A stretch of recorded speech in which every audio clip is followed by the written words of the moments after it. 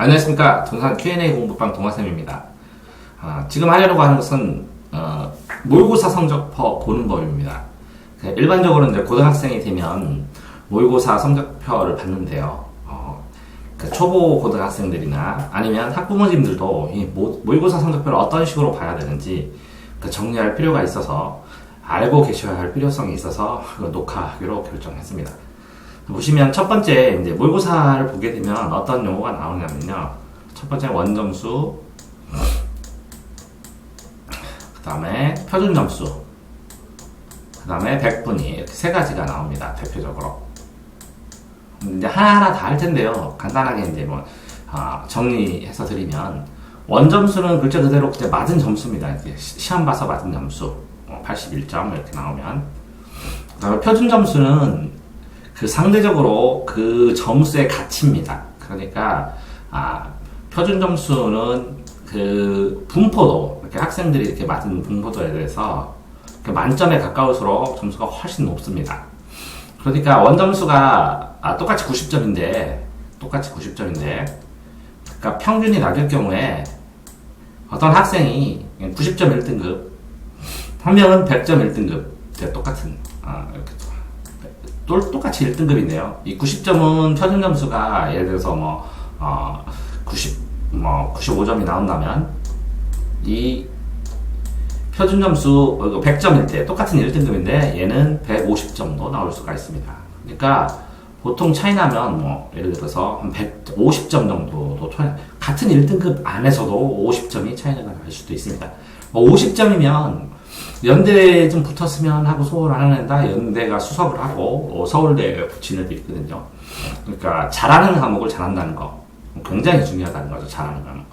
이거는 원점수의 가치는 어떤 이 점수 전체에서 아이가 몇 개 정도 틀리냐 이거를 볼 수 있고, 이 원점수는 가채점 할 때 많이 쓰이고요. 가채점 대학, 그러니까 표준점수. 근데 이제 100분위면 상대적으로 그 학생들이 있었을 때 이걸 전부 100등으로 놨을 때 내가 몇 등 정도로 하느냐, 몇 점, 이 점수가 몇 등 정도냐, 이런 점수입니다. 100점으로 놨을 때. 자, 보시면 이제 원점수가 이제 100점 만점이에요. 그리고 탐구 과목은 지금 같은 경우에 이거는 이제 점수가 안 하고 레벨로 그냥 등급으로 나오고, 영어도 이제 등급으로 나오니까 실제로 이제 탐구를 두 개를 봐야죠. 탐구, 생활과윤리하고 사회문화 이렇게 과학을 두 개를 본다든가. 근데 이 탐구도 이 원점수 과목들도 이 대학 학과마다 이게 바라는 게 좀 다릅니다. 그렇기 때문에 이 원점수를 보실 때 먼저 본인의 학과를 설정을 하고 대학 전형을 어느 정도 결정하고 보면 그 대학의 필요성, 학과를 설정한 다음에 그 학과에 맞는 대학들을 쭈르륵 늘어놓으셔야 돼요.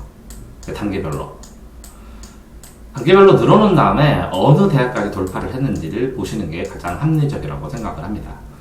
자, 어쨌든 이렇게 해서 이제 탐구, 이제 영어하고 한국사가 갔으니까 이게 100점, 200점, 100점, 200점 하고 탐구 합쳐서 300점. 금년도 아이들은 이제 300점을 기준으로 계산을 하면 되겠네요. 300점을 기준으로 계산을 해야 되겠네요. 그러면 이렇게 봤을 때 보세요. 그러면 만점이 이제 300점으로 잡고 계산을 해서 원점수의 총점을 계산하면 됩니다.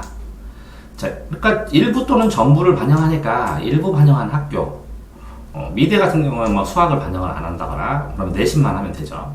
그런 것처럼 이제 일부를 반영한 학교가 있다는 것을 미리 아시고 학과를 미리 다른 대학은 아니더라도 학과는 미리 결정하도록 노력을 해야 스펙도 따잖아요. 생활기록부터 관리하고. 그러니까 학과는 먼저 결정해 주시기를 바랍니다. 자, 그래서 이렇게 시험을 보면 이제 원점수, 그쵸? 대학 수학력 시험에서는 원점수 제공하지 않잖아요. 않고 표준점수하고 100분위 해주니까, 왜 표백만 거의 많이 쓰니까. 표준점수하고 100분위를 합쳐서. 그러니까 100분위 같은 경우에는 그 탐구를 많이 하고요. 국어하고 수학 같은 경우는 표준점수로 계산을 많이 해서 이 두 개를 더해가지고 계산하는 경우가 많습니다. 자, 그렇기 때문에 원점수를 뭐 만점을 받았다 하더라도 평균이 낮으면 별 의미가 적습니다. 의미가 적습니다. 그러니까 원점수가 아니라 이 난이도에 따라서 영역별 차이가 나기 때문에 난이도를 확인해야 되고, 그래서 원점수 자체로 나와 있는 그 배치표가 있습니다. 가채점. 근데 네이버 같은 데도 보면 가채점 대학, 아니면 원점수로 가는 대학을 가채점으로 할 때는 대략적인 본인들이 가지고 있는 기존의 배치표를 가지고 대략적으로 만들어놓은 그렇기 때문에 정확하지는 않습니다. 대략의 상황은 알 수 있지만 미세한 합격 여부, 지원 가능성은 알겠는데 지원 가능성, 합격 여부는 판단을 할 수가 없습니다. 자, 여기에 설명되는 것처럼 단순히 똑같이 81점과 75점에서 85점이 잘한 것 같지만 평균이 어려울 수학이 75점일 때는 이게 훨씬 더 잘하는 경우도 있을 수 있다는 거죠. 그죠? 그래서 원점수를 단순 비교하는 것은 안 되고, 원점수의 가치는 가채점으로 대학의 지원 가능성 이렇게 알아보는 것, 그리고 몇 개 틀렸고 대학의 대충 가능성이 뭐고, 그쵸? 이런 상황, 전체 틀린 개수의 변화도가 뭐고, 이런 거 평가할 때만 도움이 됩니다. 그렇기 때문에 평균 점수를 활용을 해야 됩니다. 자, 그러면 평균 점수를 보시면 영역별 이제 난이도가 다르잖아요. 그럼 응시생이 이렇게 있으면 점수가 이렇게 나옵니다. 평균에 따라서. 그래서 여기서부터 1등급일 때 여기는 표준 점수가 100점이 나오기도 하고, 요 끝에는 150점이 나오기도 합니다. 140점이 나오기도 하고. 보통은 뭐 135점대 1등급 135점대 이렇게 많이 나오는데 140, 150 나올 때도 있습니다. 이 평균이 떨어질수록 요 점수가 높아집니다. 난이도가 어려울수록 이 점수가 높아집니다. 그렇기 때문에 이 생각을 해보세요. 이렇게 93점 1등급하고 100점 1등급하고의 차이는, 여기 차이가 7점밖에 안 날 것 같은데 평균 점수 차이는 곱하기 3배 정도, 곱하기 4배 정도, 그러면 평균 한 4배 정도, 그러니까 28점이 차이가 나는 겁니다. 그렇기 때문에 수학의 경우에 자, 보시면 마지막 문제의 가치, 예를 들어서 4점짜리의 가치는 이렇게 4배를 하면 16점이나 20점입니다. 20점. 그러니까 이 한 개를 더 맞춘다는 건, 수학 마지막에 한두 개를 더 맞춘다는 것, 영어 마지막에 한두 개를 더 맞춘다는 것은 단순하게 1점, 뭐 4점짜리가 4점짜리, 3점짜리가 3점짜리가 아니고 곱하기 5배의 차이, 4배나 5배의 차이가 난다는 거죠. 원점수로 볼 때는. 그렇기 때문에 이제 잘하는 과목을 만점을 맞는다는 것은 표준 점수로 칠 때는 어마어마한 문제가 발생을 하고, 잘하는 과목을 한 개 더 틀리고 2개 더 틀린다는 것은 확실히 차이가 난다는 거죠. 입시 상황에서 왜 또 그렇게까지 차이가 나냐면, 옛날에는 서울대 이렇게 되면 연대 이렇게 되고, 뭐 고대도 이렇게 되고, 뭐 연고대 이렇게 되고, 그다음에 서강대, 성균관대 이렇게 되는데요. 지금은 이렇게 안 돼 있습니다. 입시 사정표를 보면 서울대가 이렇게 됐으면 연대는 이 끝에서 이렇게 돼 있습니다. 연고대. 그럼 서성하는 여기서 끝에서 또 이렇게 돼 있습니다. 그러니까 이렇게 겹치는 부분이 없어졌다는 거예요. 겹치는 부분이. 그러니까 서열화가 완벽하게 이루어졌다는 거예요. 그렇기 때문에, 근데 이것도 또 문제가, 이게 서울대에서 충대, 4년제, 충남대로 친다면 요 간격이 이제 엄청나게 좁아졌습니다. 옛날에는 이 서울대 처음부터 이 충대까지 보면 이게 기간이, 이게 예를 들어서 예를 들어 20cm 안에 배치표에 썼다면 요새는 10cm 안에 쓸 만큼 바짝바짝 붙어 있어가지고, 여기서 마지막 문제 하나 틀리면 여기서 탈락합니다. 여기서 한두 개 틀리면, 또 2개 틀리면 여기서 탈락하고, 3개 틀리면 여기서 탈락합니다. 이런 것처럼 이게 만점을 받는 것이 이 인서울 빼놓고 서울 안에서, 서울권대 안에서의 경쟁의 주가 되지, 그만큼 문제가 쉬워졌다는 의미도 있겠죠. 그렇기 때문에 이게 잘하는 애들이 그래서 93점, 95점 하다가 국어를 그만두거나 영어를 그만두거나 수학을 그만두는데, 이렇게 하면 안 되고요. 서울과를 가려면, 확실하게 가려면, 상황에 따라서 실력이 없는 애가 여기까지 억지로 끌어올렸으면, 이게 하는 시간이 너무 많이 걸리면 다른 과목으로 갈아탈 수도 있겠지만, 집중하는 것을. 근데 어느 정도 이 올릴 여력이 있다고 판단되면 그 끝까지 100점까지 하셔야 됩니다. 이게 표준 점수 차이에서 요 7점 차이는 7점이 아니라 35점 차이다 라는 것을 반드시 기억을 하셔야 되는 겁니다. 그래서 똑같이 90점 1등급하고 100점 1등급 차이는 40점 50점도 나는데요. 수능 점수 40점이라면 서울대에서 인서울까지 이게 차이입니다. 그러니까 한 과목이 어렵게 나왔을 때 만점이라는 것은 어마어마한 메리트가 있으니까 표준 점수를 관리를 해서 상황으로 표준 점수로 그 입시를 생각을 하셔야 된다는 겁니다. 자, 보시면 이렇게 똑같이 이게 50점 만점이면 생활논리, 이건 표준 점수에서 이렇게 표준 점수가 100점까지 나온다는 겁니다. 이렇게. 이거는 표준 점수가 200점까지 나온다는 거고. 근데 똑같이 어떤 원점수를 어느 정도 맞았을 때 이렇게 이제 50점 만점인데도 이렇게 62점, 68점이 나옵니다. 득점이. 그죠? 근데 이렇게 예를 들어서 2점 점수면 다 1등급인데요. 1등급을 맞았을 때 132에 180이면 6점 차이잖아요. 6점. 그런데 여기 보면 118점하고 차이를 보면 거의 14점 차이가 나네요. 14점. 자, 그래도 수능 점수 이렇게 하면 20점 차이에요. 20점 차이면 대학 자체가 한 3개 바뀝니다. 3개 레벨이. 3개나 4개. 그러니까 그룹 자체가 달라집니다. 자, 그렇기 때문에 이 표준 점수에 따라서 어마어마하게 차이가 났으니까 끝까지 공부를 하셔야 된다는 겁니다. 그죠? 그러니까 여기서 보면 시험의 난이도와 수험생 집단의 성격과 공부와 관계없이 같은 척도로 변환된 표준화된 점수인데, 이게 표준화된 점수가 이 전체 상자에서 표를 표준화로 만들었는데 위치가 어디냐에 따라서 엄청나게 차이 난다는 거예요. 위치가 어디냐에 따라서. 자, 원점수, 그 다음에 선형관계가 성립돼서 점수 분포가 일치해요. 원점수하고 원점수가 어떻게 분포되어 있느냐, 퍼져 있느냐라는 거예요. 그래서 여기에서 범위를 딱 정하고 있죠. 범위를 정하고 있는데, 범위에서 상대적인 위치, 그쵸? 상대적인 위치가 어디에 위치하느냐에 따라서 되게 이제 차이가 많이 나니까, 끝까지 공부를 하셔야 됩니다. 표준 점수. 그쵸? 그 다음에 이제 100분위 같은 경우에는, 전체 응시생, 이렇게 전체 응시생, 이렇게 되죠. 그러면 내가 몇 등 정도 하는가? 100등으로 봤을 때 몇 등 정도 하는가? 그 점수가. 그래서 95면 전체 인원 중에서 95명. 근데 이제 실제적으로 100분위 같은 경우에도 착각하는 게 뭐냐면요. 거의 뭐 한 개 틀리고 그러면 99%가 나옵니다. 98%. 그러면 전체 수험생에서 2%를 계산을 해보자고요. 2%. 그러면 예를 들어서 50만 명. 그러면 50만 명 곱하기 2%. 그죠? 그러면 이 인원으로 엄청나게 많습니다. 이제 예를 들어서 3%만 잡더라도 2% 잡으면 2, 5, 10이잖아요. 그러면 50만에다가 0.2. 그러면 몇 명인가요?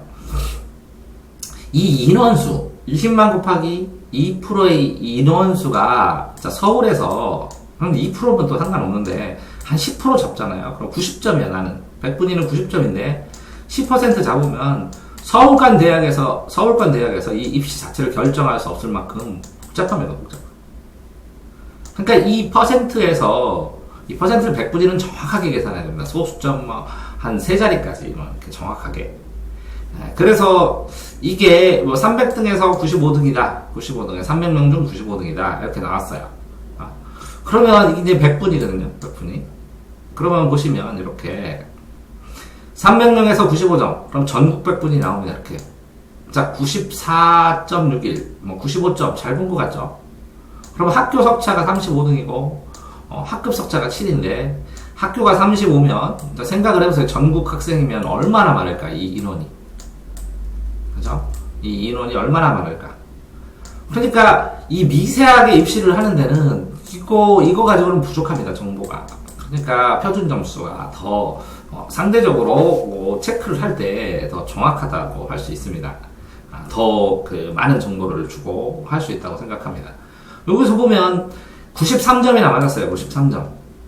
93점이나 맞았는데 여기에 학교 석자가 10등인데 그 유사한 그러면 우리 학교와 수준이 비슷한 학교가 몇 개 있는지 알 수가 없잖아요. 거기다가 전국 백분위를 딱 하면 그 과목별로 한국사를 하는 애의 집단이 몇 명인지도 생각을 해야 되고 이 한국사가 필요한 지금 한국사는 빼고요.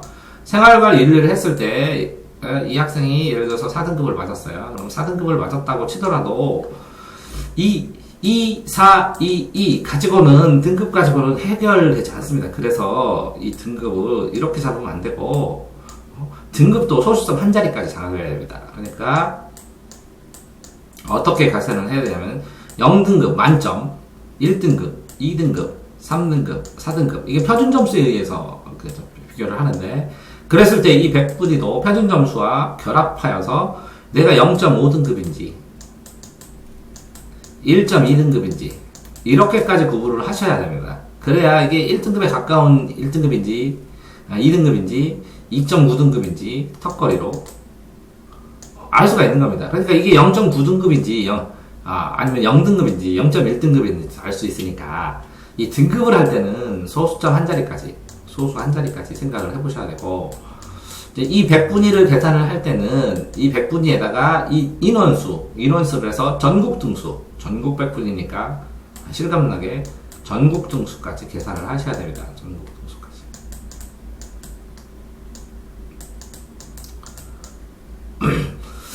자, 그래서 전국 100분위가 더 중요하죠. 그래서 왜 학교별 그 실력 차이에 대해서 본인이 정확하게 할 수 없으니까. 그죠? 그래서 어쨌든 요걸 해서 전국 100분위를 계산하래요. 이렇게. 전국에서 85.43%의 수험생이니까 여기다가 그죠? 대략 14.57 100에서 빼주면 이거를 전국 응시인원하고 곱해서 전국 등수를 확정을 해야 됩니다. 전국 등수를. 자, 그렇게 해서 대략적인 그 영역의 등수를 이렇게 알아야 되고요. 그래서 이렇게 전국 등수를 알게 되면 이 등급을 보면 이렇게 비율이 있잖아요. 비율. 근데 이제 제가 말씀드렸죠. 이렇게 9등급으로 나누는 건 의미 없다고.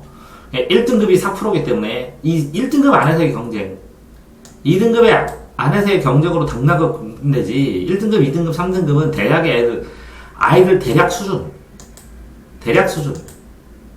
알 수 있습니다. 대략의 수준. 그러니까 결국은 어떤 학생이 1, 1, 2, 1이고 어떤 학생은 1, 2, 2, 2인데 이 학생은 붙고 이 학생은 떨어질 수 있습니다.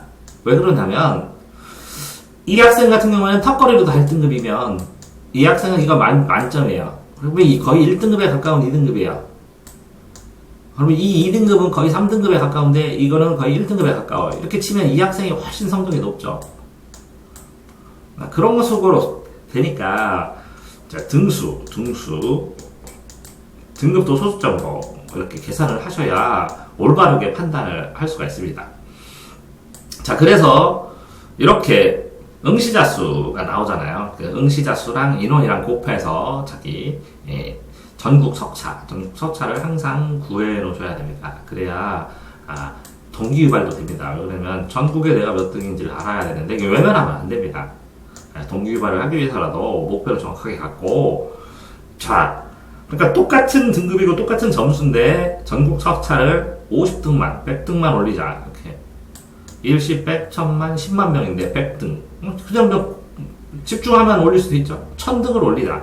이렇게 목표를 명확하게 정하셔야 됩니다. 1000등을 올리자, 등을 올리자 이렇게. 전국 등수 떨어지면 막 10,000등, 20,000등 떨어지고 50,000등 떨어지고 어떨 때는 막 150,000등 올라가고 10,000등 올라갔다 떨어졌다는 걸 인식하게 해야 됩니다. 그래야 명확하게 등기발. 그래서 이 응시자수는 그럴 때 많이 활용하고 이야기를 해줍니다. 자, 그래서 여기 보시면 해당 전국 인원수에 대한 등급이 나옵니다. 자, 1등급 이렇게 나오죠. 4.80, 7.39, 1등급 인원수.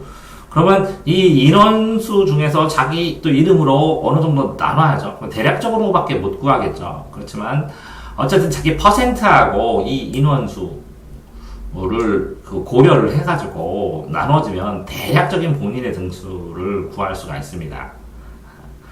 그렇죠. 비율. 그 1등급 비율, 2등급 비율을 했는데 1등급, 2등급 동점자 문제 처리 때문에 근데 예민하게. 그렇죠. 그러니까 동점자 문제를 계산할 때는 여기 나와 있는 가로 안에 있는 것들, 그렇죠? 이 안에 있는 비율이 좀 중요한 구실을 합니다. 왜 그러냐면 원래 4%만 돼야 되는데 4.8%니까 마지막 컷 등급으로 한 문제에 걸린 애가 이렇게 많았다라는 얘기가 되니까요. 그렇죠? 그러다 보면 2등급에 이게 이제 8%가 만약에 된다면 훨씬 더 줄어들죠. 여기로 밀어 올렸으니까. 자, 그런 것. 그러면 그 시험의 난이도를 측정할 때 이게 선생님 수준에서 시험의 난이도, 그러니까 한 문제를 더 맞히면 1등급이 더 된다, 안 된다 했을 때 시험의 상대적인 난이도를 평가할 때 선생님들 분석에서는 좋은 역할을 합니다. 이 가로로 되어 있는 비율이. 자, 다음에 이렇게 이제 세부 평가를 보시면 이거는 이제 그 학생 수준에서도 필요한데요. 그냥 선생님 수준에서도 많이 필요하고요. 자, 보면 이게 화법 작문에서 학생들이 이제 틀린 거, 전국 평균도 나오지만, 이 파트가 어려웠다, 쉬웠다, 파트별로, 라는 면도 있지만, 학생 수준에서 이걸 틀린 게 나옵니다. 이제 어느 부분에 이렇게 틀린 거. 그러면, 이거를 많이 집중적으로 틀리는지, 이걸 집중적으로 팔리는지 기록을 해둬야 됩니다. 이거 중에서 어떤 게 많이 틀렸는지를 기록을 해둬야 됩니다. 그런 다음에, 그 학생의 학습 진도나, 교재 선택, 학습의 진도나 교재 선택에 참고를 해야 됩니다. 외면하면 안 됩니다. 이게 무시해도 안 되고. 왜 그러냐면 이게 본인이 합법만 계속 틀린 애는 합법만 주구장창 파서 먼저 이걸 우선순위로 해결을 해야지. 그래야 모의고사가 성적이 나오지. 골고루 한다고 어차피 잘 나오는 거 모의고 점수 이게 확법이 모자라면 확법 계속 주구장창 파야지. 우선순위로 좀 파야지. 이거를 다른 거를 공부한다고 뭐 화법이 해결되거나 그러진 않잖아요. 자, 그래서 각 영역별로 100점과 득점, 만점 이런 걸 보니까 그 영역별로 어떻게 공부해야 되는지 세부 실력, 세부 영역 확장에 대한 계획을 짜느라고 이걸 해놔야 되고, 이걸 달마다 이렇게 시험 볼 때마다, 모의고사를 볼 때마다 어떤 영역이 약했는지, 어떤 영역이 몇 개 틀렸는지 를 이렇게 영역별로 해서 틀린 거를 오답을 이렇게 써놔야 됩니다. 이렇게 영역별로. 학생은 이 영역별로 변동되는 것까지 알고 있고, 그래야 그 본인의 교재 선택이나 진도 상황, 그리고 학습의 주안점, 시간 분배에 대해서 도움이 된다는 것입니다. 요거는 보면 보충 학습이 필요한 문항은 뭐 다른 학생들보다 성취가 뒤진 문항. 그러면 요거를 뭐라고 어떻게 하라고요? 다 영역별로 구분해서 여기다가 영역을 써봐야 돼요. 영역도 쓰고요. 그것도 써놓으셔야 돼요. 여기다가. 이걸 틀린 이유가 뭐고? 틀린 이유. 이걸 어떤 식으로 계산하는지, 계산하는 대책도 써보셔야 돼요. 여기다가. 그냥 이것만 보면 안 되고, 틀린 이유가 뭐고, 대책은 뭐다. 라는 것까지 써보셔야 된다는 거예요. 그래서 이 해당 문항에 대해서 요 사인, 이렇게 정리된 것들, 이게 정리된 걸 누적 반복하면 이거를 쭈루룩 그 달마다 비교를 해서 보고 내가 이것들, 문제점들을 해결하고 있는가를 확인하셔야 된다는 거죠. 자, 평가보서, 틀린 이유, 그 다음에 여기까지. 그 다음에 이제 이거는 이렇게 보죠. 국어, 영어, 백분위, 산출 방법, 뭐 국수형 이렇게 되는데, 왜 이걸 이게 주냐면요. 이런 조합들이 과마다 다 있다는 거예요. 과마다. 그래서 이걸 종합해서 계산을 해야 되는데, 종합해서 계산을 하고 등수를 계산하기가 쉽지 않으니까 그걸 제공해 준 거예요. 그러니까 입시 상황에서 요런 패턴, 이러면서 국어, 영어에서 수학 안 하면 미대 학생들은 이걸 하는데 전체 인원수가 미대는 안 하잖아요. 그러니까 또 여기서 세부적으로 들어가야 되는데, 할 수 없이 그거 아니더라도 어쨌든 전체적으로 이 과목에 대한 상대적인 위치, 대학에서 반영하는 영역에 대한 위치에 대해서 어느 정도 어슴푸레하게 계산을 할 수 있다는 거예요. 어떤 학생이 뭐 두 과목만 이렇게 응시하거나 뭐 그러지는 않는데, 그거를 표현하시니까 대학에서 반영하는, 학과에서 반영하는 영역에 대한 참고는 하실 수가 있죠. 자, 이렇게 보면, 어쨌든, 이런 응시 인원과 등수. 근데, 보통, 이건 또 이제 함정이, 이렇게 뭐 국어하고 영어가 내가 전국 몇 명이 보는데 몇 등이다. 이렇게 했는데, 국어, 영어를 보는 애가 어느 학과를 지원할지, 그 대략의 학과에 대한 특성이 또 확확 달라지고, 대학 레벨도 달라져 버리니까, 대략적인 위치, 판단에서 어떤 조합이 나한테 유리한가를 보고 그 조합에 따라서 학과 선택에 대한 그 고려를 해보라는 거죠. 학교나 학과 선택에 대한 고려를. 그렇죠. 이렇게 뭐 다양한 조합들이 나와 있어서 그 조합들을 살펴보면 되는 거고요. 자, 이렇게 백분위도 국어, 영어, 사탐, 백분위 합을 이렇게 성적의 변화 추이, 상승과 하락의 추이를 볼 수 있는데, 이 상승과 하락의 추이를 보는데 일희일비 하지 마시고, 이렇게 떨어졌을 때, 그러니까 전체적인 학습 전체 상황에서 뭐가 문제인지, 그렇죠? 전체 흐름상에 뭐가 문제인지, 그 다음에 다음 흐름을 좋게 하기 위해서는 뭐를 개선해야 되는지, 그래서 그 전체 생활성의 반성, 이런 걸로, 그렇죠? 다음에 했을 때는 뭐를 해야 되는지, 그러니까 전체 생활상의 반성, 이런 걸로 하면 좋을 것 같습니다. 이건 참 도움이 많이 됩니다. 이렇게. 그래서 1, 4, 1, 이거는 이제, 정답인데요. 본인이 이렇게 썼다는 거예요. 본인이 이렇게 썼다는 거. 그러니까 5번을 썼으니까 이렇게 틀리죠. 그런데 이거는 이게 난이도예요. 이게 쉬운 거. A, B, C, D, E. 이렇게 됐을 때. A부터 E까지.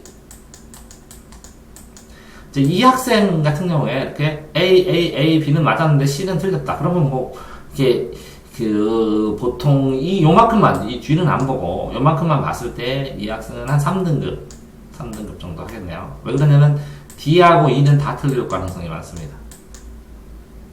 근데 이 D하고 A, B, C, D 이것도 맞았어. D도 많이 맞았어. 근데 E는 못 틀렸고. 근데 C를 틀렸다. 그럼 문제점이 있는 겁니다. 실수했던지, 문제 방법의 접근 방법을 모르든지, 그런 겁니다. 그러니까 이렇게 문항별 채점률을 봤을 때, 첫 번째, 제일 문제는 A, B, C 이렇게 쉬운 난이도를 틀리면 정말 문제입니다. 학생들. 이게 첫 번째. 두 번째는요, 한 지문이나 이런 거 여러 지문 이렇게 연달아 틀리는 거, 연달아 틀리는 건 문제입니다. 이게 시간 조절을 못하고 시험 연습을 못했다는 거니까. 그러니까 ABC에서 낮은 난이도 틀리는 건 정말 문제고, 이게 거품이 다 안 없어지면 점수 안 오릅니다. 그리고 문제가 발생합니다. 그 다음에 이렇게 연달아 틀리는 거. 그 다음에 이렇게 분해를 보면 문항의 앞부분은 쪼로록 다 맞고 뒷부분에 틀리는 거. 시험 접근법 이상 이 학생도 모른다는 겁니다. 이거는 이제 중간에 틀리는 거고요. 중간에. 집중력이 떨어졌다는 거고, 중간에 떨어지고. 이건 집중력이 떨어진 거고, 이건 3번은 시험 문제를 어떻게 접근하는지 모르니까 시간이 부족하는 겁니다. 그래서 뒤를 모조리 쭈르륵 틀리는 거예요. 물론 뒤에 이 난이도나, 그러니까 어려운 난이도는 틀릴 수 있는데, 이 사이에 여기도 다 맞았는데, 이 뒤를 못 맞췄다. 이렇게. 그 다음에 뒤를 모조리 틀렸다는 건 더 문제가 있습니다. 이렇게 난이도랑 상관없이. 찍어서라도 맞추는 경우도 있고 그러는데, 찍지도 못했다는 거거든요. 자, 그래서 이렇게 보시면, 수험상의 이제 목표기나 중복표기나 이런 것도 진짜 문제입니다. 이런 거 표시를 해주니까, 그죠? 그 다음에 이렇게 정답률이 80% 이상 맞춰야죠. A 60, 그죠? 80%, 40에서 60, C까지는 그러니까 당연히 맞춰야 되고, 그죠? 이 D 20% 미만이니까 E는 굉장히 힘들다고 치는데 미만이니까 얼마큼 3%만 맞출 수도 있거든요. 근데 이 D도 20% 이상 40% 미만이니까 D까지도 맞춰야 되죠. 그러니까 실제적으로 그러니까 A, B, C는 정말 100% 맞춘다고 생각을 해야 대학을 갈 수 있죠. A, B, C는. 그러니까 A, B, C 틀리면 문제죠. D도 이렇게 경우에 따라서는 틀릴 수 있는데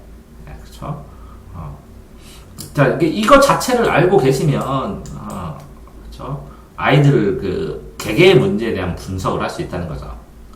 그러면 나중에, 자, 도대체 이 난이도는 20% 미만인데 얼마냐를 찾보게 됩니다. 그럼 이제 발표를 해줍니다. 몇 프로, 뭐 3% 맞췄다, 5% 맞췄다, 이렇게. 그랬을 때, 이런 문제가 굉장히 드물고 힘들 거라는 거를 상대적으로, 알 수가 있는 것이죠.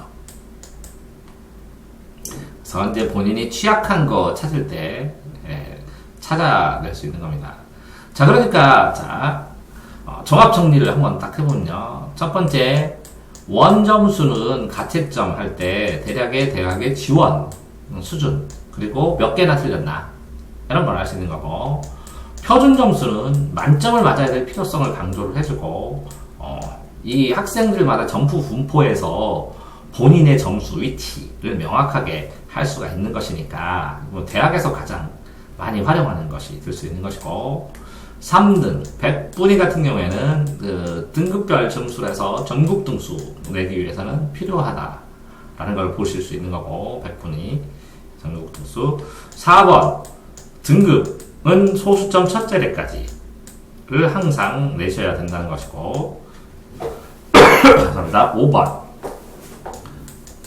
이렇게 영어 플러스 이렇게 나오는 거는 학과를 정의하는데, 대략적인 학과, 영어 플러스 수학 플러스 국어 이렇게 나오는 거는 학과 전환은 대략의 흐름을 잡을 수 있다는 것일 테고, 그 다음에 6번 이렇게 해서 A, B, C 이렇게 됐을 때 A, B, C 난이도를 틀리면 난리 난다. 꼭 맞춰라 라는 걸 말씀드리면서, 연달아 틀려도 연달아 이렇게 두 개를 틀렸다, 연달아 그랬을 때는 문제가 있다, 이걸 보완해야 된다 라는 걸 얘기를 해주는 거고, 그 다음에 2등급을 틀렸을 때라도 이거에 대한 틀린 비율 몇 %입니까? 이건 3% 학생이 맞췄나? 나오진 않으니까 이런 걸 따로 별도로 찾아봐야 할 필요성이 있다 라는 거겠고요. 7번, 틀린 유형이 나온 1, 2, 3, 4 이렇게 틀린 번호들 나오면 1번, 5번 공부하세요. 그럼 이거를 자기가 이거를 오답을 고른 이유, 그죠? 그 다음에 개선 방법, 그 다음에 이거를 맞추기 위한 개선 방법은 꼭 세워놓으셔서 전부 다 번호마다 다 정리를 여기다 해놓으셔야 된다는 거고요. 그 다음에 8번, 이게 등급이 올라도 오른 거고요, 등수가 올라도 오른 거고요, 표점이 올라도 오른 거니까, 이게 세 개가 다 떨어지면 모르겠지만 어느 하나 오르면 그냥 편안하게 내가 공부를 잘하고 있구나 이렇게 생각하시기를 부탁드립니다. 이렇게. 등급이 오르든 등수가 오르든 표준 점수가 오르든 하나만 올라도 지금 오르고 있는 중입니다. 어떻게 표시되든. 자, 그래서 전부 이 성적표, 모의고사 성적표 보는 법을 말씀드렸는데요. 다 알고 계실 수가 있겠지만, 학부모들 경우에는 그러니까 이 성적표를 주시면 이렇게 하나하나 꼼꼼히 확인해 볼 수 있는, 그죠? 확인해 볼 수 있는, 그죠? 이렇게 세부평가 영역은 학생의 진도, 학습 교재의 방향성을 볼 수 있는 거고, 여기에도 이렇게 퍼센트 같은 경우를 보면 문제에 해당 문제에 대한 난이도 정도를 볼 수가 있는 거죠. 이런 식으로 모의고사를 분석을 해줘야 되는데, 학생들 경우에 상위 등급은 이건 충분히 이제 알고 있고 해결하는 경우도 있지만, 중이나 하위 등급 학생 같은 경우에는 이렇게 성적표 보는 방법 자체도 이렇게 한 번쯤은 정확하게 알려줘야 된다고 생각해서 녹화했습니다. 네, 참고 되시기를 바랍니다.